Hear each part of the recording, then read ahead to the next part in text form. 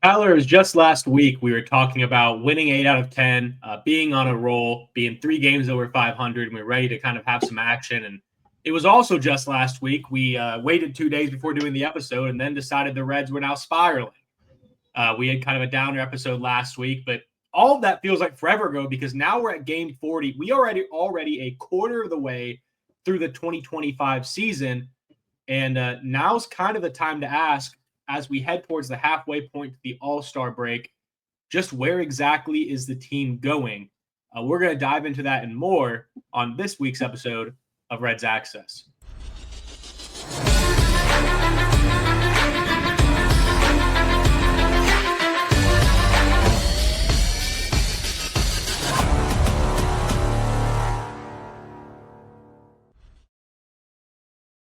Welcome to Reds Access, your weekly Cincinnati Reds show going over games, news, and more. As always, your hosts Collin Arter and Kyler Osterberger. Before we get started today, do just want to let you know again, as always, we are hosting a giveaway when the Reds make the playoffs, hopefully this year, for an MLB team hat for this Reds shop and a $20 Skyline gift card as well.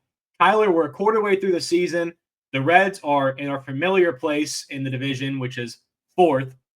Barely looking up from the bottom. And familiar faces, Cubs, Cardinals, Brewers are ahead of us. How have you felt so far into this season? Yeah, and I think we kind of covered it last week, but I would have liked to be in a better spot than where we are now. But historically, it's pretty common for the Reds to be in this spot. So I pulled some numbers for first 40 games in the last 12 seasons. We've been below 500 for that mark of the 40-game mark for 12 consecutive seasons. So going all the way back to 2014. And if you took an average of those 12 years, our record on average is 17-23. So we're performing a little bit better than what we have average over the last 12 years. But I know that with the roster we have and the things we discussed earlier on in our podcast, we should not be in this spot. I think we should be in first place or maybe close to the Cubs. But I don't know how your thoughts are, but I think we should be over the 500 mark and in a better spot.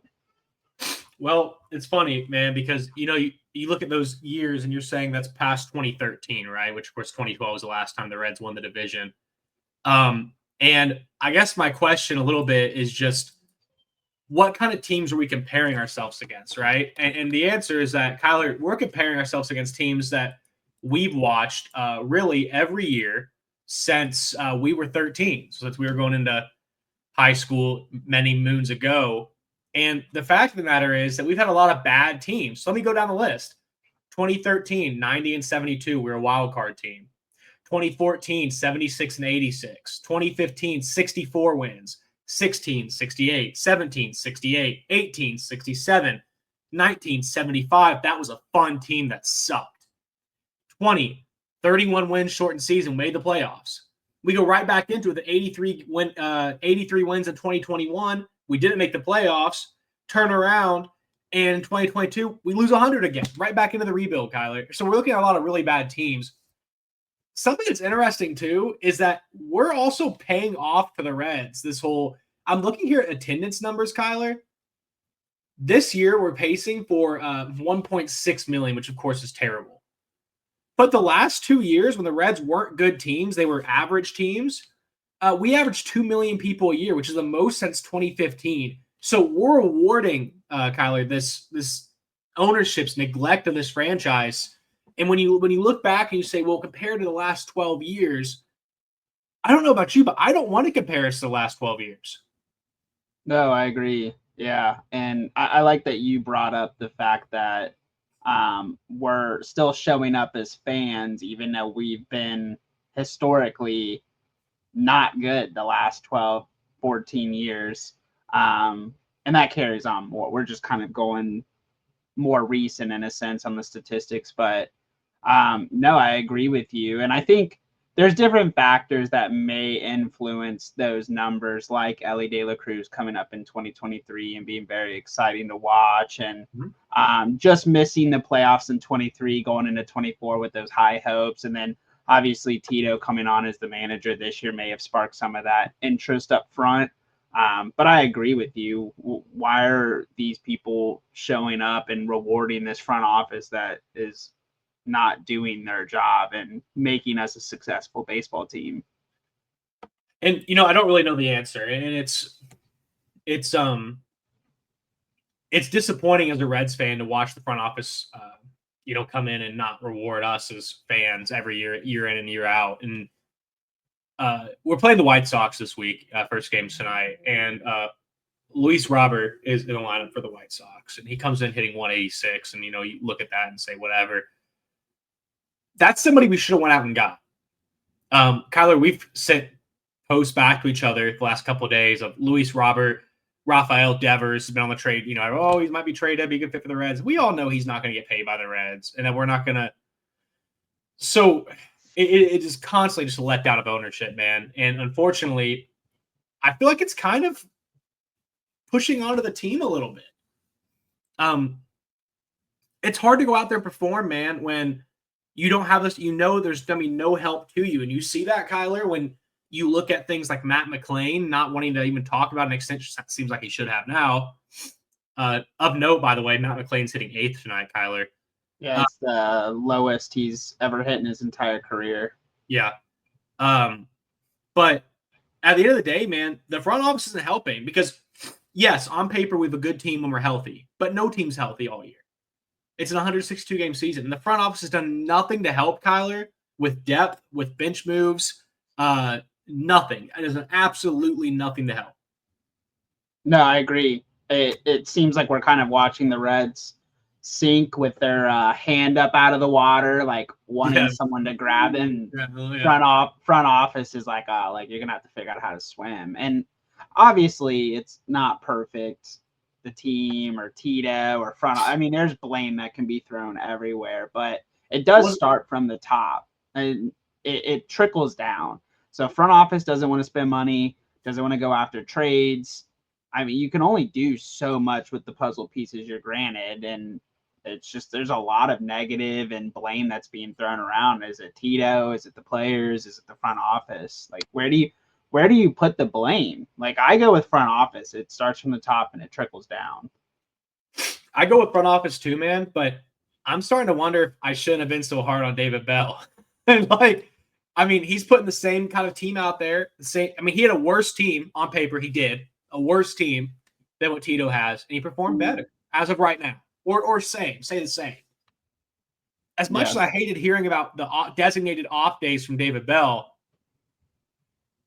oh boy, it's been tough, man. It's been tough, and there are some key injuries: Green, Marte.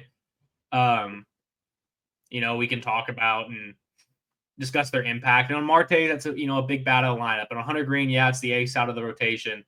But teams that are good competing teams make do. And I'm just not sure we're a competing team anymore. And honestly, Kyler, if the season ended today, I don't even want to say we underachieved. I mean, I want going into the year, I said we're a 90-win team, but how deflated I am at 40 games in the season, and shame on the Cincinnati Reds for that. No. Yep, you're right on it. I agree with you. The injuries, obviously, they can cause issues within your lineup, your pitching rotation, but you almost need to plan for that due to how long this season is. And it's similar to like the NBA. Like, a lot of people complain about these seasons being too long, injuries causing issues where teams are losing in the postseason or whatever it might be just because it's too long of a season. But it's been 162 games for many, many, many years, and it seems like the Reds can't figure out how to battle injuries to keep us competitive. And it seems like when we look at these big injuries, like I know Green's not going to be out forever, like 2 to 3 weeks or whatever they're thinking, but you have to plan for stuff like that because it's going to happen. Every team, the Dodgers are struggling with a lot of injuries, which I know they have a lot more payroll and pay bigger stars, but you almost need to plan for this and have a plan. And it seems like our stars go down and it's just kind of fill that hole with whatever we can. And we're not prepared with the depth to actually compete. Well, and it's not even filling the hole with the best player, Kyler. It's filling the hole with the best opportunity for the Reds to keep player control and get draft pick opportunity. I'll give you an example. Chase Petty, I think, is a good prospect. He has a 20.3 ERA now in 2 starts. Chase Burns should have been the guy that got the ball. Chase Burns has been dominating every level, even Double-A in 2 starts he's had. It doesn't matter. Rhett Lauder got called up quickly. If a guy's ready, he's ready. And I promise you, Chase Burns gives you more quality innings than Chase Petty did those last few starts. We threw away 2 losses.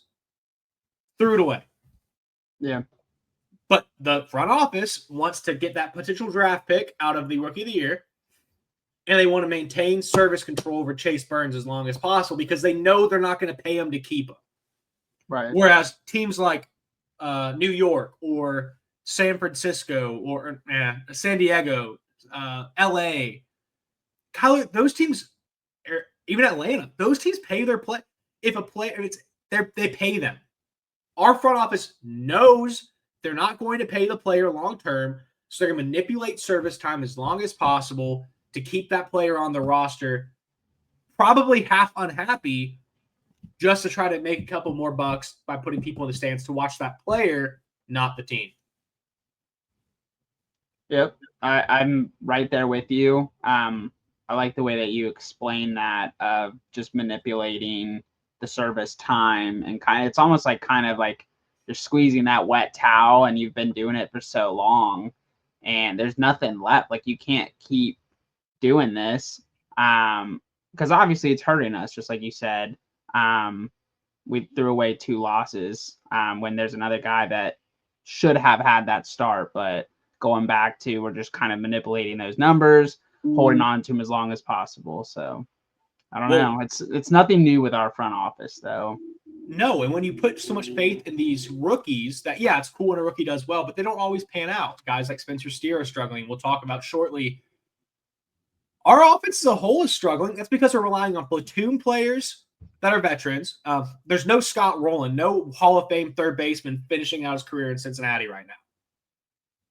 That's what they need. They need to go out and get somebody to draft that's they need to go out and get a Rafael Devers. Well, he's not a good teammate, so maybe not. But they need to go out and get somebody, man. Yeah, someone that can bring that expert. Nolan Arenado. Yeah, he's going to have a 750 OPS, sure. But he's going to be on the field. He's going to be teaching these guys how to play good baseball. Go get them. Go get a guy that's done it and won it year after year. Go get a guy that wants to win, knows how to win. And, yeah, he's not going to be able to give you 100%. He'll give you 100% what he is right then, right? Right. They need to stop. Well, it's kind of like how they used Votto those last couple of years. Yeah. Obviously, Votto was still producing, but like he brought that leadership and that expertise. And we talked a few weeks ago about how we don't really think there's a team leader, team captain this year. So I'm right there with you with bringing on someone like a veteran that can bring that winning culture, or maybe even bring a new outlook. Like, hey, when I was in San Francisco or whatever, this is stuff we did to build chemistry as a team, or these are drills that we worked on because they help with exit velocity, whatever it might be. Like, you got to bring, and I agree with you, we have a really young team, and it seems like we're kind of just running around like a chicken with our head cut off. And we don't have any veteran here that can really kind of mentor these younger players. Right, and that's really evident, man. I mean, so 25%, I think it's over 25% of games. I think it's 12 out of the 42 so far. We've been shut out in 7 and scored 1 in 5, right? So that's disastrous, rather. And it's not, Kyler, it's not just a cold streak. It points to the structure of the organization as a whole, like we've been talking about. Because overall, our team just isn't performing.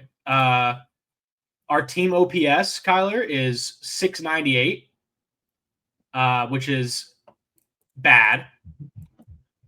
Our team is striking out. We're at 380 strikeouts on the season already. So we're no good there. Our team is only hitting 237 as a team. So this whole make contact thing, Kyler, everyone's talking about, that was the whole idea, is that, well, we're gonna make more contact as a team. We're gonna make more contact, and that's how we're gonna be. What is it that everyone says with Chris Valleca, the hitting coach? He's trying to take it the other way, make more contact. Man, it's just not working, and we're in serious trouble. We're in serious trouble as an offense because we don't have the talent to string together 3 hits and score 2 runs. So I think the the culture, the philosophy of hitting on this team, Kyler, I think's putting us in some serious hot water seriously fast. Yeah, you can't go scoring 10 runs in one inning in one game and the next day not score a single run. That you can't.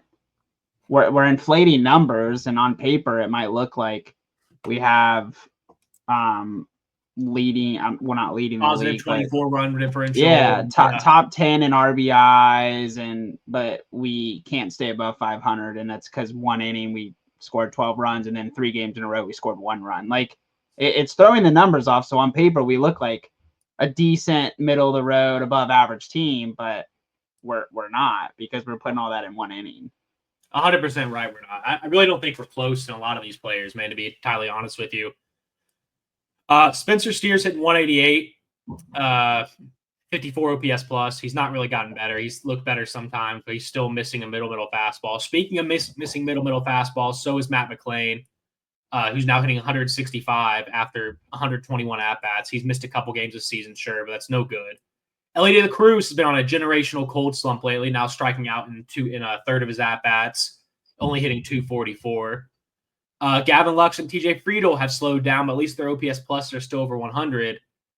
Austin Hayes is still hitting the cover off the ball, hitting 328.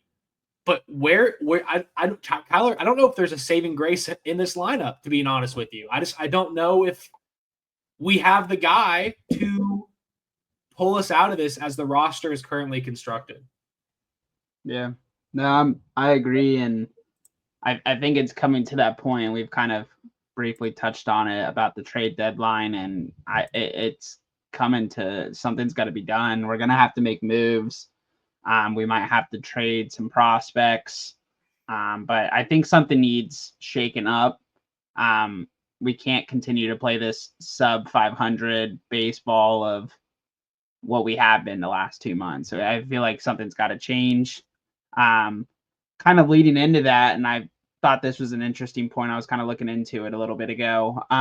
With Stevenson coming back as catcher off the IL, have you noticed the last 2 starts of him were horrible for our pitching? It's almost like you got to keep Trevino out there and move Stevenson to like a DH or maybe first base, how we kind of talked about. The Reds tried that in 2021, I think it was, with Stevenson. Yeah. I think they moved him to first base for a while when Votto was out. I think we need to do it. I don't think it's a trend. It's been known for years Stevenson's not a good catcher. Do you remember, was it 2 years ago? It seemed like he just forgot how to catch. Like he wasn't framing anything, and he's a good ball player, man. He is. But let's be real with ourselves. It's hurting the team. And you can't afford bad pitching when you have a team that is scoring runs inconsistently. As an example, the Reds are actually 7th in the MLB in runs, despite only hitting 237 as a team, Kyler, and having one of the lower OPSs. So we're scoring runs, albeit inconsistently. I just don't, man. Yes, you're right. Tyler Stevenson probably doesn't need to be behind the plate. Tyler Stevenson, by the way, is striking out at a 50% rate, Kyler, to start his time back here. 50%. Yeah, that's a high. What's the league average? It's like 20, 25. Okay, yeah, I was thinking it was about 20. So, yeah, double over league average, struggling catching. It's got to change. And Trevino is, I feel like, proven himself so far in the first 2 months of the season. So that's one move I think that needs to be done. I know that Stevenson is just coming back, but I think Trevino needs to be the everyday catcher. Stevenson's going to move to a DH or maybe even first base, just depending on how Steer's playing out. We need Marte back too. I mean, that was a bat that we until June. I know, and that's a bat we couldn't afford to lose, and here we are. There's no one on this lineup that just like jumps out. I mean, Lux is having a good year. I thought McClain, Hayes, De La Cruz, Steer. I thought offense wasn't going to be. I mean, I knew our pitching depth was pretty solid. I was a little bit worried about the bullpen and the closer position at the beginning of the year, and the outfield kind of shaken out. But I am just like baffled that the offense is really struggling this bad with the names that we were talking about at the beginning of the season. I want to blame Chris Valaika, but I know it's not his fault because he's only doing so much. These players are their own players too, you know. And as much as it's, you know, everybody's blaming Chris Flake, I just don't think that's right. I think there is obviously no leader in the clubhouse, and they're going out there just failing game after game. Get me in the clubhouse, man. I'll hype them up. Get me in there because nobody must be talking right now. And you know, and I'm just thinking about it. I'm talking about a veteran that, you know, we don't have that, but we do have like an Austin Hayes that's 30 and has been on teams that, you know, won a lot of games. The 23 Orioles won 101 games, and Hayes was integral. Hayes was his all-star year. So show us how to do that. Step up and be that guy. But right now, kind of looking at this lineup, you're right. All these names I was super excited about going into the year, not only am I not excited about anymore, but I'm questioning their ability to be a big league ball player. Spencer Steer, I'm questioning if he's just been figured out and he just is not a big league ball player, which is crazy because he's a productive hitter his whole career. I'm questioning if Matt McLain, when he came up, was really that good, or if he just happened to be good. Or De La Cruz. De La Cruz sees more called strike threes. He just has to survive this season. Next year, Kyler, we get to the automatic balls and strikes. I can't wait for that. But we have to get through this year. And Gavin Lux is playing as well as I'd expect him to, if not better. Friedel's playing what I expect TJ Friedel to play. Trevino's bat is a lot better than what we expected. Typically, I think career like 210 to 220 batting average. There's a lot of guys in our starting well. lineup, Kyler, with above average OPS pluses. But unfortunately, there are guys like De La Cruz, McLain, Steer, our core of young guys, who are so bad right now that we can't afford. We can't put them in the lineup. I mean, we can't even Jake Fraley's on an 86 OPS plus is not good, but having one guy like that in your lineup, okay. But Steer, McLain, and De La Cruz have been so bad lately, so bad that we can't put any runs together. It's terrible. It's crazy. The middle of the lineup can't hit worth anything. It's basically the bottom half of the lineup that's almost carrying the team at this point. Obviously, it was different with Marte, but as of right now, our bottom of our lineup is almost carrying the team, and they can only do. You're looking at these Lux, Trevino that are typically not offensive producing guys, and they're the ones leading our team. Espinal has been hitting well. Like, what is going on? I seriously cannot wrap my brain around that. McLain, Steer, De La Cruz can't put it together. Just cannot put it together this season. Yeah, no, I totally agree. I can't wrap my head around it either. And I guess I don't know the fix, so I don't have one to talk about. But whatever it is, they're the professional baseball players, man. They need to figure it out. We need those three guys to hit. And moving McLain down helps. It doesn't hurt. And with Espinal, blah, blah, Espinal's hitting 270 this year. Yeah. McLain's hitting 170. You got to start. Maybe De La Cruz shouldn't be in the 3-hole. Maybe you got to start changing stuff up somewhere so guys start hitting the baseball. Right. Outside of modern Cincinnati Reds news, Kyler, I guess this is kind of modern. I think tomorrow's Pete Rose Day. Big news for baseball. Pete Rose, stepping aside, like I said, to a time of the yesteryear, is going to be reinstated, Kyler. Major League Commissioner said that his ban lasted until his death. He said that the ban was a lifetime ban. Because he's dead, he is no longer banned. So Pete Rose and shoeless Joe Jackson joined the likes, if I had to guess, of Barry Bonds, Mark McGwire, and Sammy Sosa, great baseball players who will never sniff the Hall of Fame because there are asterisks next to their career. What do you think about the news, though, Kyler? Obviously, it's good that he's no longer on that list, but I just think it's wrong. I think it's wrong to wait for him to die and for that family, the Rose family, to petition with the MLB and finally get this to where we are now. I don't know. It just rubbed me wrong that this is how it kind of you should have done this before Pete Rose died. We can go into all the betting and all that kind of stuff. There was never anything uncovered of malice behind the betting, like betting against the Reds to lose, and then he would have an 0-4 game and miss errors and stuff like that. It was him betting on the Reds winning. Yeah. So, like, I get it. There's rules and regulations, and betting's not something you're allowed to do. There was the whole Ohtani stuff that happened. Yeah. But Pete Rose will make MLB billions of dollars, and that's 100%. So I just don't like how that shook out after his death, and we just kind of, we'll just pull him off the list. And it's like, it rubbed me wrong. When I was a kid, I think back to playing, I think it was like MLB 2009, the show on PlayStation 2 at the camper, and I you would go to the you would go to the records, and it would say hits 4192 Cincinnati Reds. It would say stolen bases, Ricky Henderson, hit single season hits, Ichiro Suzuki, career hits, Cincinnati Reds, because he couldn't say. So like that's nice that you're going to say Pete Rose now. That's nice. What's not nice is that they did it after his death as a final, like, screw you to him. They probably just didn't want to deal with the family either anymore as well. Everybody knew. Everybody knew that was coming, unfortunately. And I just don't think it changes anything, Kyler. We're going to have the same discussion when he goes on the Hall of Fame ballot next year and he doesn't make it. We're going to be discussing, why didn't he make the Hall of Fame? Why did he? Because guys like Barry Bonds and Mark McGwire and Shoeless Joe Jackson also probably won't make the Hall of Fame, even though he's been reinstated.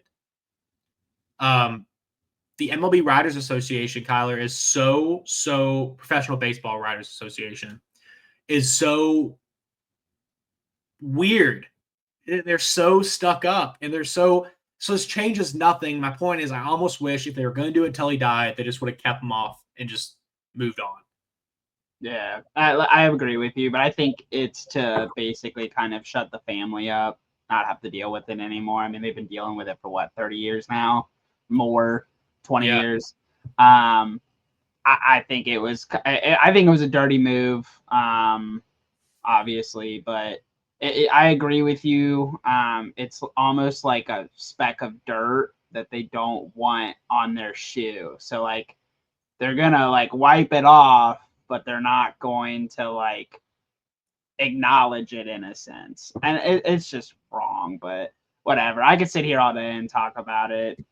Everyone has their different opinion on Pete Rose. That's all I'll say. Do you think that he is the greatest Red ever? Yeah, I do.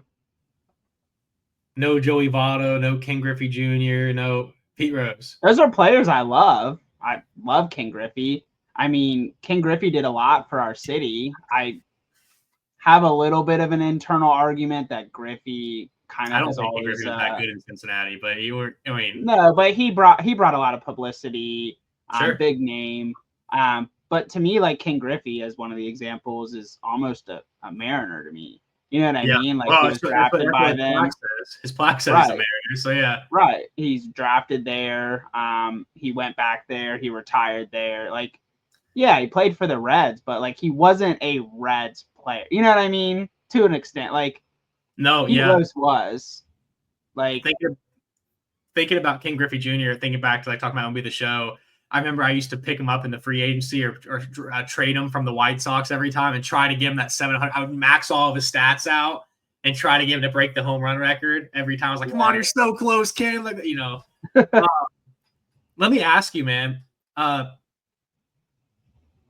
When I'm watching a Reds game on FanDuel Sports Network and I'm getting told, here's a 3-leg parlay of the game today.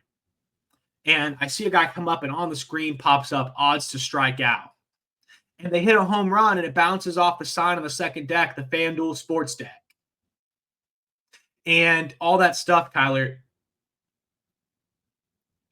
Do you think this had anything to do with MLB's kind of loosening stance on sports betting? Or do you think that is a kind of a quagmire for them? Or do you think this was solely just to get it over with? And I think it was to get it over with, to be honest with you. I don't think there was any thought behind it. I think the Rose family, after his death, petitioned against the MLB about getting him off that list. And I think they just didn't want to deal with it anymore. I feel like they almost are like doing us a justice. Like, hey, we're gonna do this for you, do this favor for you, but most likely, like you said, next year he's probably not gonna get in the Hall of Fame. It's just gonna allow you to use his name and with his record, like his hits and all that. So I don't know. To me, it seems like it was a very quick get it over with. We're going to move forward, and you guys need to be happy with this decision. Like, we gave it to you.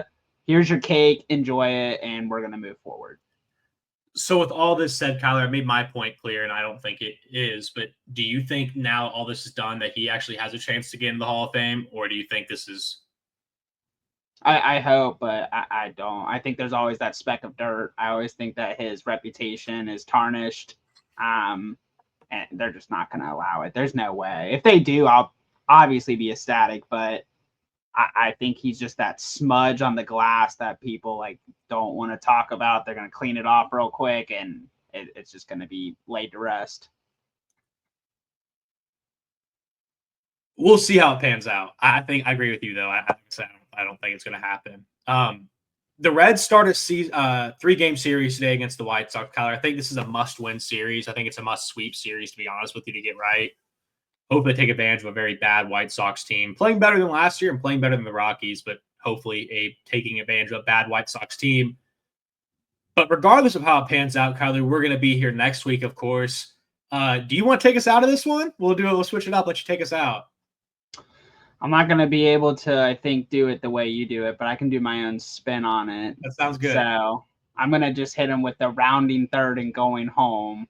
This is Kyler Osterberger and Collin Arter. Go Reds. Go Reds. And I'll let you hit him with the follow social media. Oh, yeah. Well, thank you guys for joining us as always. Feel free to follow us on all social media platforms. Reds Access, Reds_access on Reds _access on Instagram. I'm not looking at the script in front of me. And Reds Access Official on TikTok. Feel free to subscribe and keep listening to us. And obviously engage in the comments here. Helps us out a ton. We are at 49 subscribers. So one more. I believe this episode, hopefully, if we hit all of our goals, we usually have one an episode. So we'll churn it out here and hopefully hit 50 next week. But thank you to everybody that watches. And like I said, just engage with the comments, social media. As always, like Kyler said, go Reds, and we will see you guys next week.